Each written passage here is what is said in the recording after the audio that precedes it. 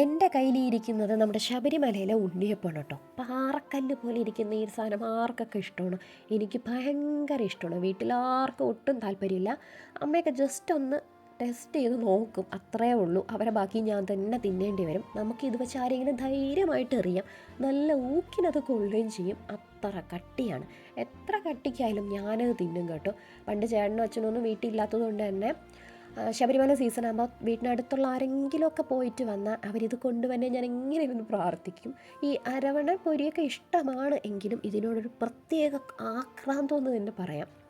വീട്ടിലാരും തിന്നാത്തത് കൊണ്ട് തന്നെ ഇത് മുഴുവൻ കിട്ടുന്നതൊക്കെ എനിക്ക് തന്നെ തിന്നാം. ആ ഒരു കോളുണ്ട്.